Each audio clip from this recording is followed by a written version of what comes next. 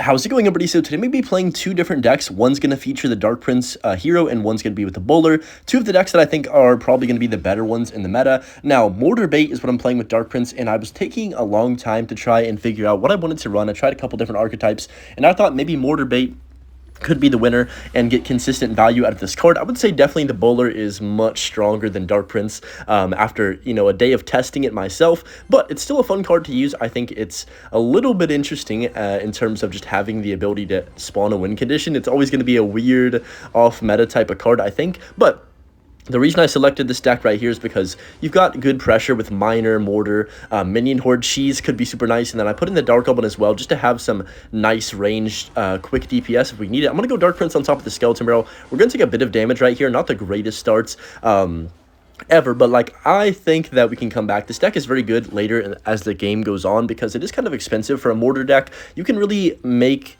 Dark Prince fit in any type of Mortar Bait deck. It doesn't have to be this one specifically, but yeah, I can definitely tell that the Dark Prince base version did get that slight nerf as well. I don't know if I'm the only one noticing that a lot, but I'm gonna go for the Dark Goblin if he uses the ability. Yep, perfect.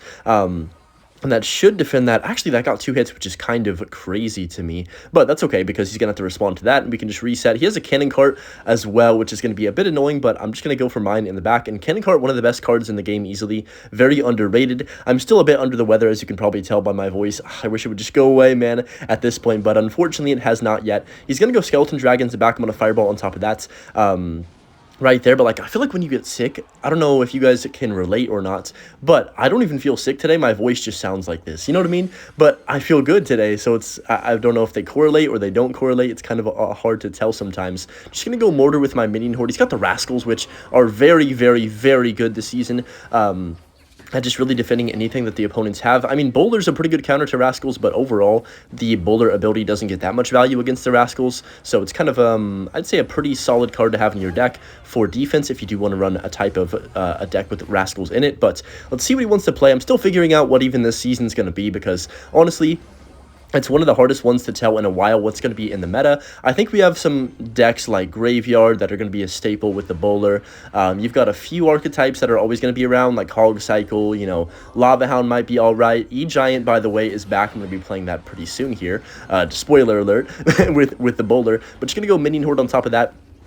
Goblins right there, and then we'll see what he does. I'm going to Fireball these Dragons. They did get nerfed, but they're still really good, genuinely. I'm going to Dark Goblin again because, of course, he's going to go for the ability, but yeah, unfortunately, this guy does have some pretty good counters to the cards that I do have, with the Skeleton Dragons for the Horde, that type of thing, so I'm going to go Log Down Low right here. There's the barrel from him. I'm forced to Mortar because if I don't, then I would lose. The reason I can't just let it go is because I just use my log as well. So I've got to overspend a bit there. Kind of sucks, but it is what it is.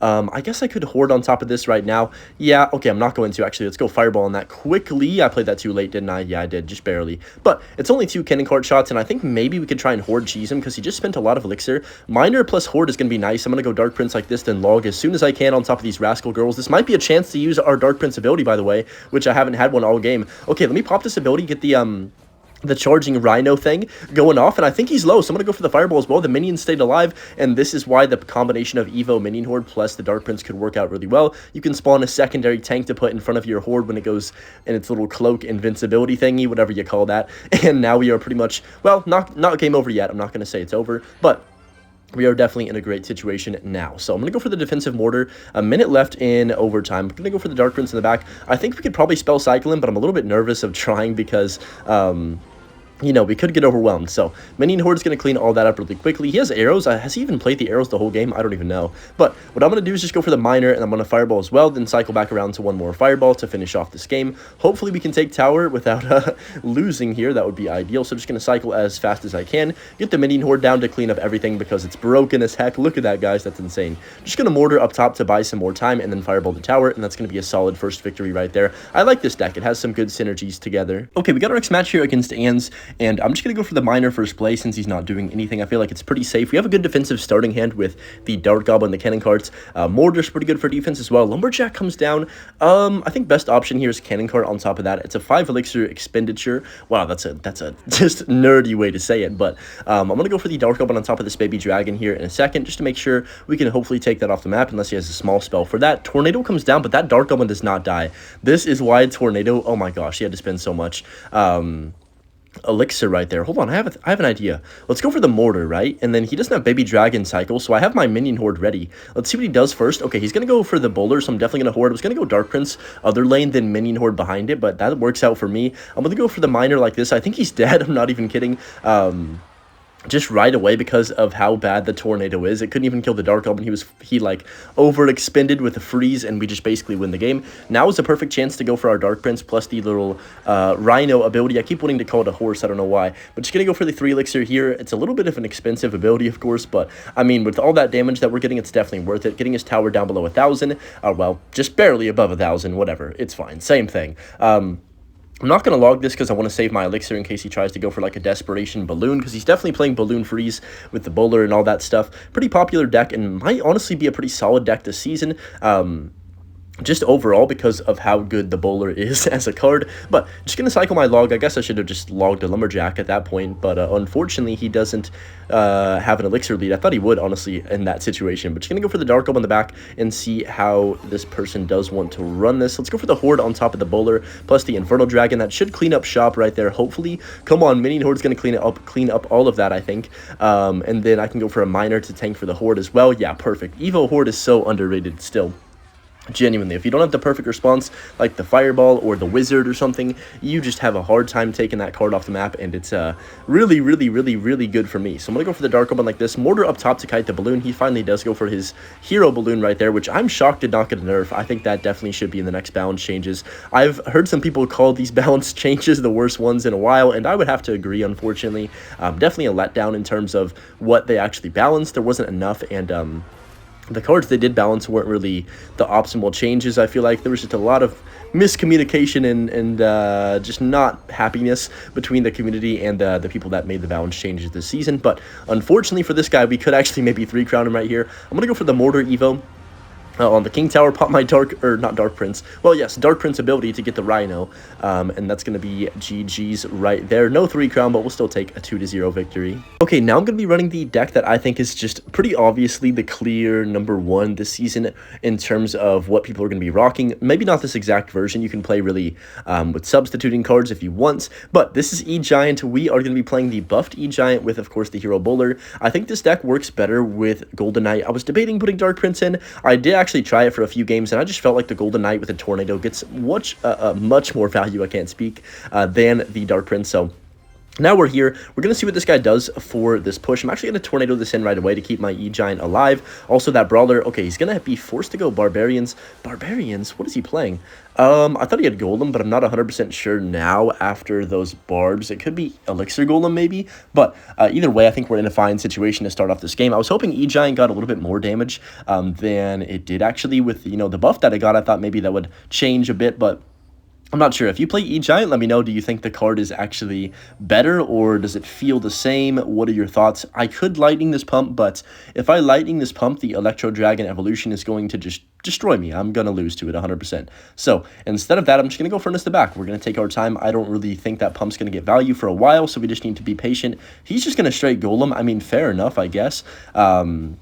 That's actually really weird because I guess he just doesn't care about his tower. But the reason I'm saving my Lightning is because I don't want to get overwhelmed here. So he does have Healer. I've been seeing a lot of beatdown Healer this season already, and it's only been a day and a half. So this is getting a little interesting. But I'm going to go for the ability early just to get those shots off on the Healer. Look at that value from the bowler from way downtown. That's amazing. I do have Evil Cage, but that's exactly why I didn't play it right there. What?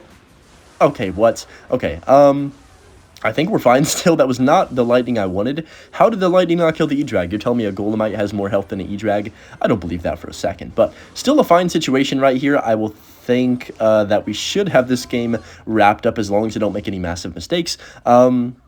Honestly, let's just E-Giant the bridge. I feel like we should take tower fairly easily. He does go for the Golem, so that's okay. I'm going to go for my Golden Knight's ability as well, just to be a bit of a nuisance. And, oh, perfect timing. It's going to get all the Barbarians in there, which is amazing. And now we just really need to focus on not losing our tower in these last 30 seconds. Let's go Evo Cage this time for the Golem all the way down here. And then I can just go ahead and go Barbell on top of the Healer plus the Baby Dragon and the Barbs. And, yeah, I can go ahead and Lightning all 3 of these. And our defense has been amazing this game. Yep. Even with him getting that elixir collector off, really gets nothing out of it, and we do just pretty much take this victory fairly easily here. Tornado is a bit desperate, and it's game over already at this point. 15 seconds remain. I can just go for the bowler and the sensor to kite everything over it, and we are going to secure the first victory with E-Giant. I definitely think this is the better deck out of the two, and just a better card overall, the bowler, so you can tell that E-Giant's going to be really, really back in the meta this season, which I'm not really that sure how to feel about. Okay, up against Lost Cannon, this next one, I'm just going to go for the Cage first play. I feel like Cage, I forgot to even mention this, but Cage, as you can see right here, we're both using it, is honestly going to be one of the best buildings. I think it might be the best building in the meta this season, because they did kill the Tesla Evo really bad. Like, it is horrible now. It's not like the worst card in the game, but it definitely got over-nerfed, and unfortunately, it's going to be difficult for me to push with Expo this season because of that, but that's always just how it goes. I'm going to go for the bowler in the center. I probably should have lightninged all three of these now that I'm thinking about it, because that Infernal Dragon is getting so much value and I can't kill it. I will say this deck does kind of struggle against iDrag in general, because, I mean, you either have to Tornado it into your E-Giant, which is 10 elixir, or you have to, let it kind of cross your bridge. Well, when it's behind something, Infernal Dragon is one of those cards I cannot kill. I could E-Giant the bridge, but I feel like it's a dumb play if I did that. He's back to his Cage. He has Cage Evolution. So I'm going to go for the E-Giant down low on top of the iDrag. Now, he's most likely going to Cage, right? How do we react to this? I'm going to go for the Barb Barrel, I think, maybe. I don't know. Should I just let this go, like, genuinely? He's going to Cage, 100%. I'm, like, certain of it. Okay, yeah, there's the Cage. I guess I'll just Lightning and Barb Barrel. This is so aggressive, but I think it's probably going to work out in my favor, hopefully. He does Tornado, so that's 7 elixir. I think he kind of got caught off guard by the Lightning, and we are going to get some hits on tower. All right, not bad. I'll take that. I will say he probably has slight matchup advantage, just because I feel like the faster cycle with the iDrag is better than the version with the Furnace. Furnace is a little bit inconsistent in terms of getting value. He does use the bowler ability, so he's going to be shooting from way back there. I just still can't believe this card is in the game, by the way, genuinely. I'm speechless still watching it every single time, but it is, easy enough to counter if you have the right responses. It just is crazy that a card like this made it out of a mode that's not Chaos mode. Somebody commented yesterday that Chaos mode added some new cards, and they were like, oh, wait. And I was like, yeah, that's kind of honestly how it feels. And I'm just going to go for the Cage. Actually, let's go E-Giant myself, because if I Cage early, it's not going to even get me value, and I want to make sure we can get maximum value here. Let's go Cage now. He does Lightning. Okay, it does not get the Cage, though, so that E-Giant is dead, which is awesome. I can go for the Furnace like this as well. Kill the bowler, please. That would be pretty epic. And then I can just go for my bowler ability right here to shoot from way downtown. That's going to get on tower. Oh my goodness. Look at the bowler, guys. Like, how crazy is this for a card, genuinely, in Clash Royale? That's 4 hits on tower. And just like that, we have him down 3,000 damage. And I really feel like I didn't really do too much that was insanely well played. I just kind of was aggressive, and he hasn't been that aggressive yet. So we'll see how he plays this situation right here. Gonna go for my bowler. He uses the basketball ability with the bowler, which is fine with me. A little bit of a waste of a tornado as well. Lightning comes down really, really aggressive. I'm gonna go for the E-Giant and the Barb Barrel as well. Wait, does he have Evo Cage? Oh, that was dumb. I should not have done E-Giant there. For obvious reasons, but I am going to Furnace at the bridge. Okay, that was probably a bad Furnace. I need to play more passive. There's no reason for that, because, yeah, the E-Giant was going to go either lane, even if I killed the Cage in time, which I didn't even do, really. So we'll go for the Cage in the middle just to cycle back to our Evo for the next defense, hopefully. And really just take our time and see how he wants to play this. So he goes for the bowler ability. I'm going to go for my bowler on top of his bowler. Should be kind of decent right there, and he does get that on tower. That's my bad, but I can just Lightning his bowler like this, and it will retarget onto my bowler. And yeah, we just need 2 more Lightnings. We have I can do the quick math, because the wow, English Hunter, the numbers of the towers are so cool right now. 3,000 and 550. That's like the most even I've ever seen tower damage in my life. There's no random 1, 2, 3, 4, 5, 6, 7, 8, 9 in there. They're just clean whole numbers, but that's going to be dead right there for the most part. I think that E-Giant is like tripping. Did y'all see that? That was weird. But yeah, only a minute left. We need 2 lightnings. I got so excited to see the damage looking cool. Genuinely, that's the first time I've ever seen that. But just gonna go for the Furnace like this on top of the bowler, and we should be all good. Lightning on the bridge. I mean, it's fine. I don't really know what he's gonna do. Okay, I was gonna Lightning cycle him, but let's just play defense. We don't need to choke this game, please, Hunter. That would not be ideal. So as long as this iDrag just dies, I'm going to go E-Giant on top of it to make sure it does. Yeah, that's actually a perfect counter to iDrag if you just can place it directly on top. But I'm just going to go for the Lightning on the Cage. Let's go ahead and cycle back to 1 more Lightning to win this game if I need to. Nope, E-Giant's going to take, I think. It is indeed, and we are going to secure the win. Anyways, hope you enjoyed, and of course, as always, enjoy the Butch clip, and yeah, peace.